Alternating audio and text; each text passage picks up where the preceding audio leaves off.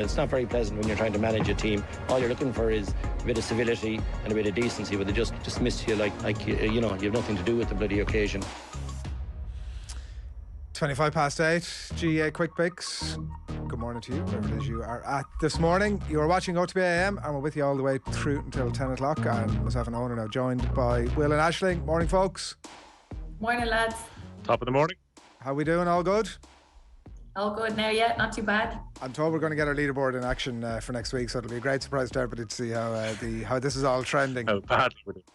Well, to be fair, Rooney obviously has decided to take some annual leave at a very bad time for him because his stock has never been higher. He should be on here this morning gloating the hell out of it after Derry last weekend. Yeah, big time. I'm annoyed at myself for not saying that. For so long I had said that Derry are going to show up this year. Like last year, they only lost by a point to Donegal. It was knockout championship, so I was really excited to see them this year. So I'm so annoyed at myself that I didn't back them. There's nothing we love more than a bit of revisionism here, Aisling. Welcome on in. Wise after the fact, you've come home. Yeah. And Westmeath, of course, we all went the right direction. Let's linger on that for half a second. How did you leave early because they were out of sight? No, I couldn't. I brought the two kids down. It was actually a brilliant experience. Cusack Park needs a bit of work. I'm going to say that to put it mildly, but brilliant experience. I'm just part of me that's a bit gutted that the semi-finals are in Croke Park because I really enjoyed getting out and about. Class experience. Kids out on the pitch at half time. Yeah. Brilliant. 5-year-old turns around to me and go, myself and his sister, can we go on the pitch? Like out milling around, loving it, pretend football. Yeah. Were they kicking points? Quintessential GAA experience. It's such a quintessential GAA experience. There was no lights in the jacks that looked like they were built in 1950 and hadn't been touched since in any regard. That's what you want, though. That's authenticity right there. Yeah. No, I'd be all for it. The new plans for Cusack are actually quite nice. Yeah. When they eventually get completed, they've been fundraising for about 18 months, 2 years now. COVID kind of came at a wrong time when they were in the middle of fundraisers for it, but when it's completed it will actually be really nice. I do like the kind of old school charm of it though. No matter where you sit in the stand in Cusack, it feels like you're right in on top of the pitch. And on top of each other, Will. Well, there is that we too. We partied like it was 1999 sort of way. Yeah, unless you get some of the nice posh plastic seats right in the middle of the stand, you are going to be right beside the person. But hey, if you're dedicated, you're going at 6 o'clock on a Saturday night in the rain to go and watch Westmeath and Longford, and they delivered. I think at this stage, Westmeath, if they don't beat Kildare, and they'll obviously be underdogs going into that, felt it coming out of that game last week. Westmeath have got a very good chance of winning the Tailteann Cup. And were the parents that had let their kids go onto the pitch at Westmeath Longford last week, were they aware that they were in the company of great coaching genius from Kilmacud who'd been bussed down from Dublin and was willing to give coaching sessions if required and paid enough? Cork, Kerry is our first stop that we're going to get to. I think is the only way to reply to that on. And it is Kerry across the board. No great surprise. I don't think, Aisling, there's a Derry-style prediction to be made here. No, I don't think so. I'm really excited to see Kerry in this championship. I think in the league they showed signs of real improvement from last year. Like I think one of the biggest things was their defensive system that they needed work on, and in the league they really showed that's an area that they've been working on. I think the influence of Paddy Talley in there, the intensity that he's brought, and it's sort of what you'd see in Ulster teams. So you can see that influence coming through. So I'm excited to see what they do. I think Cork, look at the minute, they look a bit disjointed. They just about stayed up in Division 2. A lot of talk about where the game was going to be played, and we obviously know it's Perky Ridden. So hopefully they can use that to their advantage and put in a performance against Kerry. But I think if Kerry want to make a statement this year that they're going to go the whole way, they'd want to put up a big score against Cork. Yeah, it's just about getting a benchmark, Will, of where this Kerry team are at. Yeah, that's as dismissive of Cork as we can be. Look, maybe the fact that this game is in Páirc Uí Rinn, assisting to breathe in the last few minutes, might actually help them in that it kind of focused their build-up going into this game, that they were making 100% sure that they weren't going to have to travel west to play this game, that it was going to be played on Cork soil.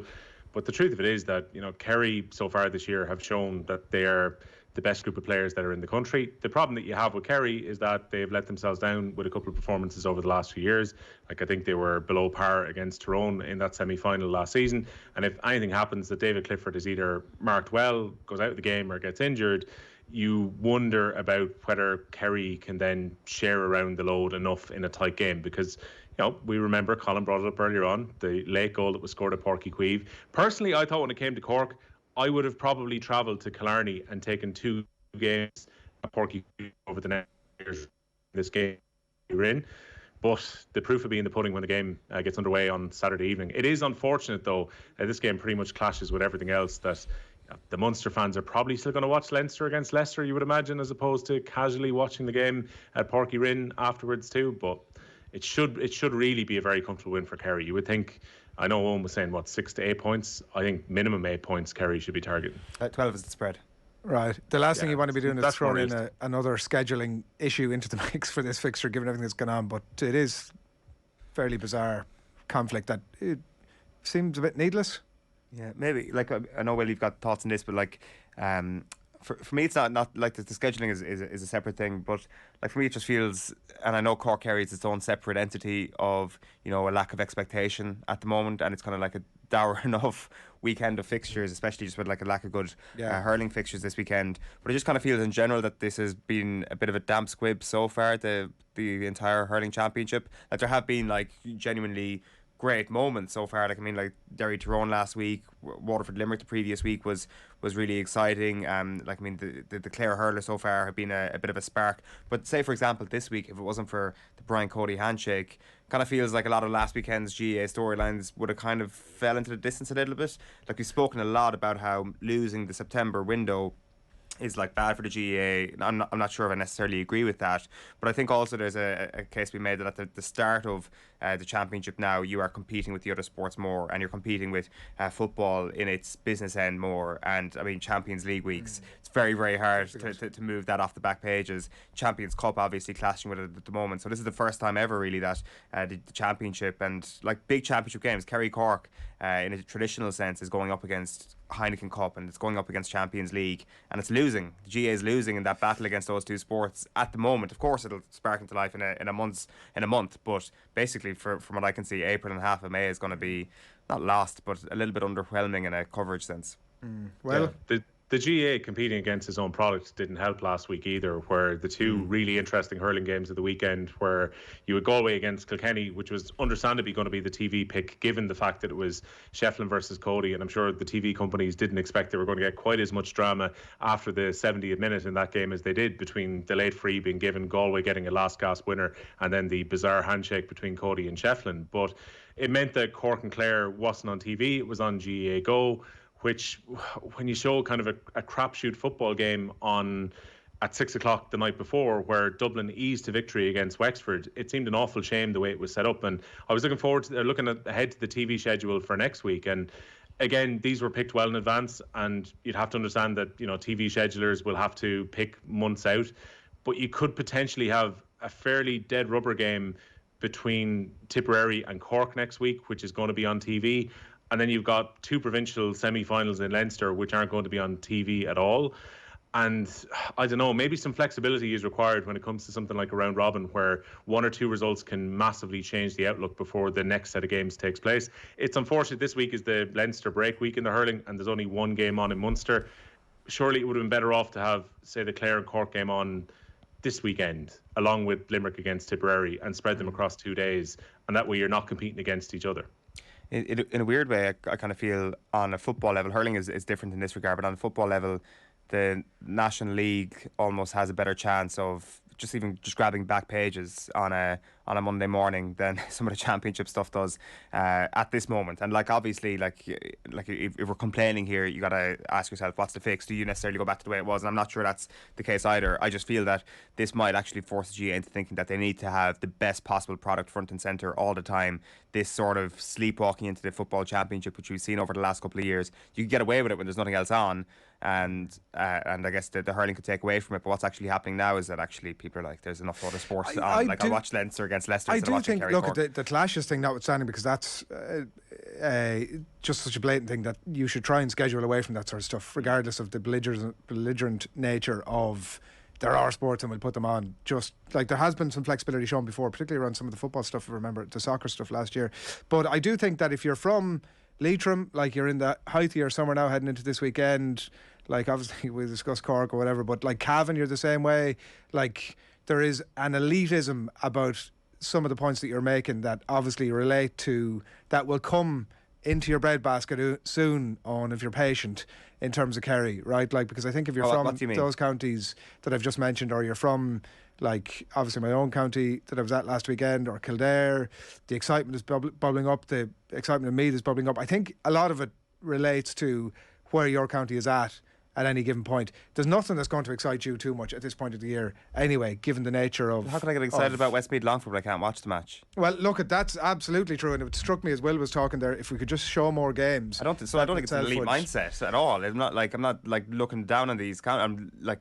But what I'm saying to you is, like, there'll be people from Leitrim listening to what you're saying this morning going that they couldn't be... They're getting that dinner out of the way today so they can head into the weekend with a full, clear schedule. I'm unbelievably excited. Like, I'll be at Parky Rin tomorrow. I'm very, very excited about this. Like, I'm talking about it in a general sense about with the spotlight on the sport at the moment. Like, I'm not looking down on Leitrim people.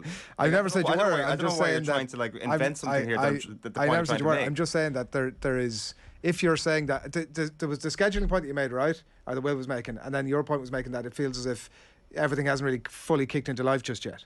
Yeah, it feels like the GAA second fiddle. So no, look, that's fair enough. I'm just saying that there will be loads of counties around the country who are buzzing for this weekend and for the weekends to come, and obviously all the Tailteann Cup teams who are going to obviously go through the rigours of that in the weeks ahead. I'm just saying that it depends on where you're from, really, in terms of your excitement of where the championship is at any given moment. Well, the counterpoint to this, before Owen ends up being shot at some point and Leitrim becomes the new Unix and Mayo at some point, is that last week we had the All-Ireland champions get hammered by a Division 2 team. So like, we have had a few kind of exciting twists and turns so far. But I think on that point, I think that, like, if Tyrone, I think if you wait 5 days, plus if Tyrone had beaten Derry last weekend, which, you know, by form they should have done, but so if that had happened, right, you've still got you've got the All-Ireland champions still really in the mix, still going for it in a way that I don't feel they are right now, and then you add in 5 days time ahead where Kerry have laid down a marker, Galway have probably laid down a marker, like maybe Donegal have laid down a marker, and suddenly it's focused the mind a little bit. It's probably just at this exact moment in time where we're still waiting for some of those teams to really hit their straps. But that's not my point at all. My point is, like, you're absolutely right. Tyrone Derry was a big story this week. It was a great game, a brilliant moment. It just feels, what's the story of the week? The story of the week is Manchester City's collapse. It's Katie Taylor at the Garden. Shefflin and Cody. Shefflin Cody, because it seemed like pretty extraordinary. That elevates it to a level above. I just feel that in previous years, Tyrone versus Derry would have been just a much bigger talking point in the middle of the summer. Again, I'm not saying it's the right thing to go back there. I'm just commenting. It's just an observation that it's just not as there's not as much of a buzz around the championship, even allowing for the frailties in the provincial championship at this point of the championship than compared to the previous years. And I don't know if it's something that needs to be fixed or not. It's just something that I'm remarking upon. No, I understand what I would say. It's not really in the spotlight. I don't feel the buzz as much as I would have felt other years.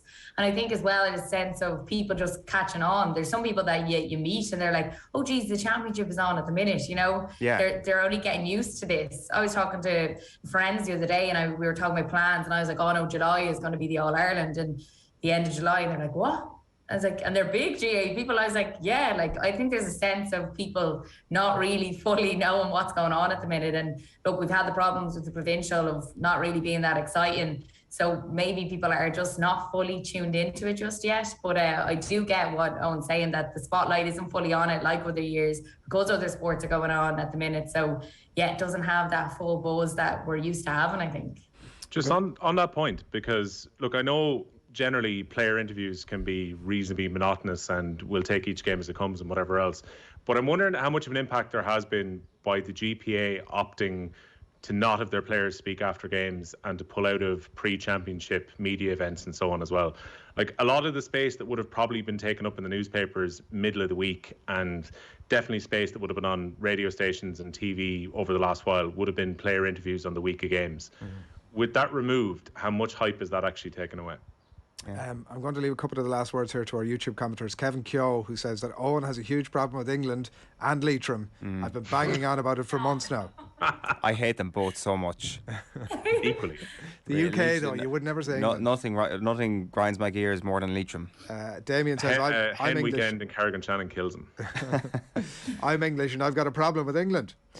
Paul Quirk has a good idea. Friday night games will be a great option for the GAA to explore for the championship. It works great for the club, really sets the tone for the weekend, and like it is definitely something that would be appealing. The amateur nature of the thing obviously suddenly comes into that, where you're obviously asking vast swathes of people who have other stuff to be doing with their time to earn a living to take even more time off, and I guess that is maybe where part of that complication comes into it. Right, on to our second quick pick. And I have a feeling that we're all going the same direction in almost all of these games. Donegal, Cavan, and we're Donegal across the board. The only slight caveat might be that a bit like Carlo Ancelotti, when he gets to Paris next week, he might be having flashbacks of what's happened in yesteryear. And Donegal, Ashley, might be having flashbacks of their own to the athletic grounds in 2020. Yeah, I was there. It was a massive game, unbelievable, and it was one of those games that you'd never expected Cavan to come out on top, and they did. And the scenes after it was just amazing to see. So you could never write Cavan off. We didn't think they were going to do that performance that year. You never know what they're going to do this year. But I think for Donegal, when we spoke about them against Armagh in their first game, you know, I pondered so much over my prediction and I was going back and forth, and I finally went with Donegal, thankfully. But now I just hope that we can see this continue. Like, consistency has been a massive problem for Donegal. Once they get this big win, can they push on? And they always just fall short. And you just wonder what goes on, because they've such a good team in paper. But we really seen against Armagh, they put up a big score, really good performance. So I hope they can kick on now. But I'd never write Cavan off, because you just don't know what you're going to get with Cavan. They had a good win as well against Antrim, and they kicked 120, which is no mean feat. So that was good for them. And kicking 20 points, you know, is always a massive positive. So I do think it's going to be a tougher task than people imagine, but I do expect Donegal to come out on top. Ulster is such a weird province at the best of times to get a fix on who at any one point is the leading candidate to challenge for the All-Ireland, and it's generally not until the Ulster final is played, and at that point everybody's hindsight kings and they're all like, well, it was so obvious all the time. But Will, the Derry win last weekend, how much has that changed the outlook in Ulster? And I suppose they'll play Monaghan next weekend. Who do you see coming out of that for? Yeah, I kind of have a slight fancy for, and this is getting ahead of next week, so if I change my mind, someone will just scrub back to this week. I kind of still have a slight fancy for Monaghan to beat Derry in the other semi-final, and obviously we've gone for Donegal across the board to win this one. So Monaghan against Donegal final. I actually kind of fancy Monaghan to win Ulster this year. They're probably unlucky not to win it last year. They gave Tyrone a decent enough rattle at Croke Park, but just didn't quite have enough to get over the line in that one. So yeah, Monaghan for Ulster for me at the moment. Yeah, and yeah, I don't know, I'd be picking Donegal for Ulster. I think that if that's the final, and it's a big if, I think, on both cases of these semi-finals, I think it'll be a great clash. Like, I do think we do remember 2020 very vividly because of that whole day. Obviously, Tipp winning Munster on the very same day. The manner of the Cavan win, it was very, very dramatic. But if we're talking about Kerry Cork earlier on, and writing off that Kerry performance in 2020, I think maybe Donegal deserve a little bit of leeway, not a whole pile, but a little bit of leeway for 2020. Cavan were amazing that year, and they were brilliant against Antrim a few weeks ago.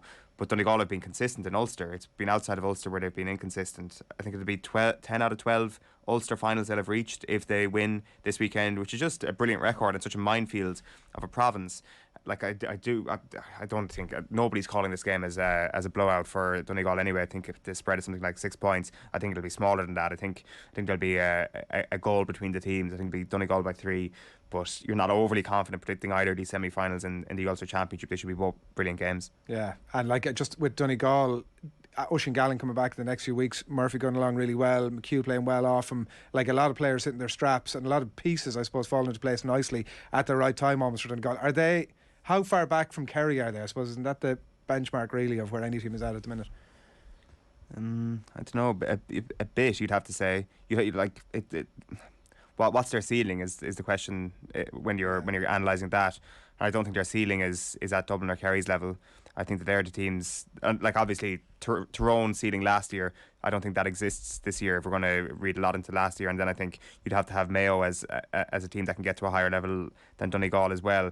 But maybe they prove something new. Like, I mean, they do have a good management team in there, but they're probably under a slight bit of pressure as well to prove that they can get the most out of this team and maybe eke a little bit more out of them, just like the Tyrone management team did with their players last year. So to answer your question, I think there's a little bit of a gap. But I mean, if they manage to kick lumps out of Cavan this weekend and ratchet up a big score and there's a bit of a gulf between the teams, I think the conversation changes around Donegal a bit. Let's touch on Leitrim Galway. We won't linger on it, but let's touch on it here, and it won't be any great surprise that it's Galway across the board.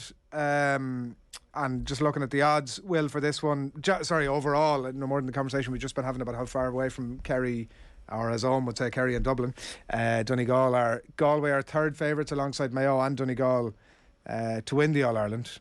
Right. On the basis of, obviously, the previous round. What, is that justified, Will, for you? Yeah, it's a big call to make this early in the year. I mean, obviously Galway had a very impressive league campaign and are now one step away from going up against their neighbours Roscommon in the Connacht final, and obviously that leads directly into the back end of the knockout stages. So you're probably seeing the market reflected a little bit around that as well, because there's some very difficult games for teams in Ulster left, and obviously Kerry are favourites based on what they've done so far this year, and they're expected to beat Cork. But look, I was obviously very impressed by Galway last time out. I mean, we kind of had our slight reservations after what happened in the league final, and then they came out absolutely flying. So I don't know, look, obviously they've got a more direct route potentially to the All-Ireland series, but that's a very difficult Connacht final ahead for them against Roscommon. That'd be my concern if I was a Galway fan, but obviously they have to get over Leitrim first. I mean, I don't think any of us genuinely think that Leitrim are going to be that close to Galway this weekend, do we? No, I don't suspect so. I think there'll be a bit of a margin there. I don't think it would be a surprise, says this YouTube commenter, if Cavan won on Sunday. Cavan for the win, says Cavan lad. Let's move on to the hurling, I think, next. Limerick against Tipp, and it's Limerick across the board. Tipperary 0 from 2, injuries galore, low ebb. Anybody feeling in 30 seconds it's going to be tight here, or what are we thinking? Nope. No, I think it's too much of a task for Tipp here, just with their injuries as well. Jason Ford, James Quigley, James McGrath, to be going in against Limerick with not a full strength squad and not playing your best hurling. I can't see it. And at the moment, we're just seeing Limerick really get into their stride. What do they need? Well, how much of a lead do they need at half-time to win this game? 16, 17 points? So if they're not up by that much at half time, you can write it off. After last year, you need more than that. It's an awful pity that this game is likely to be a blowout for Limerick, even without Kyle Hayes and without Keane Lynch, because the Munster final was so good and so absorbing last year, and Limerick's comeback was just remarkable. But Tipp are down probably 5 of the 6 starting forwards if you're picking a team on paper earlier this year, and then you add the 2 Mars into it as well. I don't know. I mean, for Tipperary, it's about not finishing bottom of Munster now. And then Dublin Meath in the Leinster final at Parnell Park. It is 3 Meaths and a Dublin. Finally, we have a point of difference here, and look at it. It's the tightest game of the whole lot to call, isn't it? There was difficult one to get in, but look, it's my call there is on the basis of obviously there are so few teams even competing for this thing. Dublin have had a run out, albeit Will is talking about blowouts there against Westmeath last weekend, but they, I'm sure Meath have been tipping away with challenge matches, but it just doesn't replicate that intensity and preparation that you get for a championship game. Meath haven't had that. 2 points between them in the All-Ireland final last year. And also what's in my mind, to be honest, is Hannah Turrell was sat in your seat on there about 3 months ago, or a little bit more probably at this stage.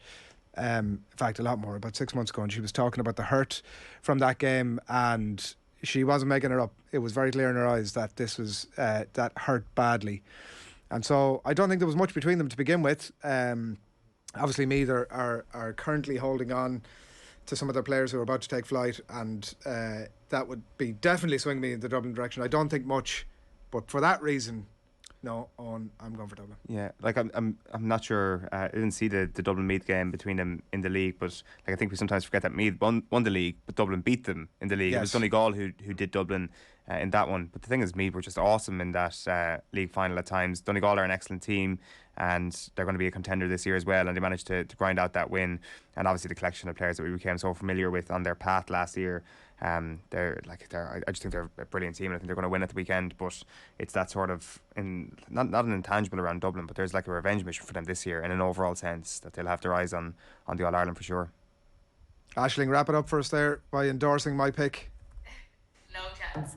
No, I can't wait to see this. And as we're talking about the league, they did, Dublin did beat Meath, but it was only a point, and Meath left off their college players that day. So you didn't have a lot of their main starters on the team. And I think they nearly did that on purpose to not show their full hand this year, because they know that Dublin are absolutely gunning for them, and they're going to want to go the whole way. And not to go on about Meath, but we have seen them go from Division 3, Division 2 to Division 1 in the league, intermediate, senior championship winners. And the only thing that they do not have with this amazing team is a senior Leinster title. So I think they'll really have their eyes set on wanting to win this, and it'll be a massive game. It's in Parnell Park, there's a lot to it, but I do think that Meath have Kelsey Nesbitt back as well. She's been out for a while. She's been on the bench. She came back in at the league. You've seen the influence she made. So they've a lot added as well this year that should be a big positive for them. But you can never write the Dubs off. You see Carla Rowe is back in form as well. She kicked 2-5 last week, along with Hannah Tyrrell. She scored 2-9. So there's massive positives for both teams. But I just think Meath will just about edge it. I hope so anyway. We shall see. There's only one cautionary thing about this game, is that this is a round robin series that the teams are in. I would like to have seen the teams, which will probably be announced around noon, before picking this, because Dublin scoring 6-23 against Westmeath last week. Meath will be expected to beat Westmeath next week. So both teams are going to qualify for a final in a few weeks' time. So I'm wondering, will there be any element of shadow boxing just for this fixture as opposed to the Leinster final itself? That's a fair point. I'm all in Dublin. Thanks, folks. Thank you. Thanks a lot. That's the quick picks for this week. It is gone 10 to 9. Friday morning, you're watching OTB AM, and we've loads still to come. The papers now.